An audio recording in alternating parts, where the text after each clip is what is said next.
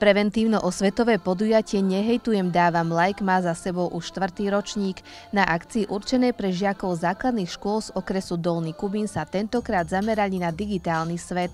O stále aktuálnej téme sa rozprávali v stredu 30. apríla v Mestskom kultúrnom stredisku. Chceli by sme sa dneska pozrieť na to, ako sa môžeme v digitálnom svete pohybovať s rešpektom, na čo si máme dávať pozor, ako by sme mohli prispieť k tomu, aby internet bol pre nás všetkých bezpečným miestom. Na pódiu sa aj počas tohto ročníka vystriedalo mnoho hostí, ktorí žiakom základných škôl priblížili výhody, ale aj nástrahy digitálneho sveta. Vieme o tom, že okrem super vecí, ktoré deti čakajú v online priestore, tak je tam aj kopa nebezpečenstiev a rizik a potrebujeme im pomôcť k tomu, aby sa s ním vedeli vysporiadať. Nie každý, kto je v online priestore, na druhej strane monitora je náš kamarát, tak musí byť na to trošku pripravený a deti zažívajú rôzne javy v online priestore, ktoré sú veľmi nepríjemné, to napríklad kyberšikanovanie, keď sú staršie, tak aj také komplikovanejšie javy. Dôležité je, aby sme boli naozaj takí influenceri digitálneho dobra, aby sme šírili na internete dobro. Mikrofónu sa chopila aj Zuzana Machajová z Centra poradenstva a prevencie v Dolnom Kubíne, ktorá s tínedžermi uvažovala o tom, či emócie patria do nášho života, či ich môžeme deliť na dobré a zlé a kde vyhľadať pomoc, ak nám nefungujú jednoduché stratégie zvládania záťažových a stresových situácií. My sme si pripravili z nášho centra príspevok pre dnešných účastníkov najmä o tom, že stres je súčasťou nášho života, že je to niečo, čo je bežné, že sa toho nepotrebujeme báť, ani sa stresu vyhýbať, ale skôr sa potrebujeme naučiť objaviť v sebe nejaké také skryté možnosti, ako si v tých stresových situáciách poradiť. My máme rôzne techniky, ako sa dá so stresom poradiť.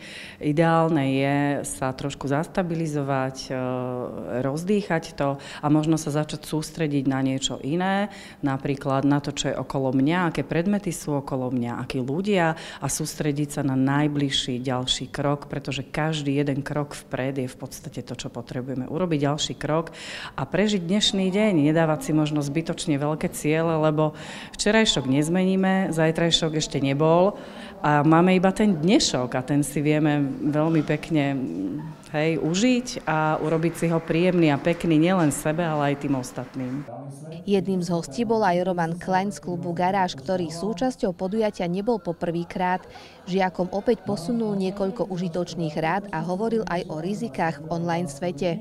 Trošku im pomôcť sa zamyslieť, možno si nastaviť nejaké hranice súkromia a nejakým spôsobom možno sa obmedziť v tom, ako ten internet, sociálne siete používajú, aby urobili niečo lepšie, aby proste možno v reálnom svete našli svoj talent, mohli sa rozvíjať skutočné priateľstva a to vlastne naše občianske združenie Klub Garáž robí, že sa snažíme tým mladým dať maximálny priestor preto, aby dobre strávili čas a išli sme smerom ku takému ako keby ideálu bez obrazovkovej mládeže, ktorá proste žije zdravo, dobre a samozrejme použije technológie, keď treba na dobrý účel a na užitok všetkým. Preventívno-osvetové podujatie zorganizovala Iveta Fedorová z oddelenia podpory ochrany detí pred násilím zo sekcie sociálnych vecí a rodiny v Dolnom Kubíne v spolupráci s ďalšími participujúcimi organizáciami. Konzultačné informačné centrum Edukos podporilo už 2. ročník podujatia Nehejtujem, dávam like.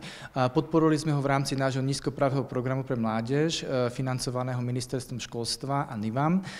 Vlastne cieľom samotného nízkoprahového programu je prevencia sociálno-patologických javov zameraných na tie najaktuálnejšie potreby, ktoré majú mladí v dnešnej dobe. Čiže je to vlastne tá bezpečnosť na internete a duševné zdravie a jeho podpora. Z tohto dôvodu vlastne veľmi dobre ten nízkoprahový program rezonuje s podujatím.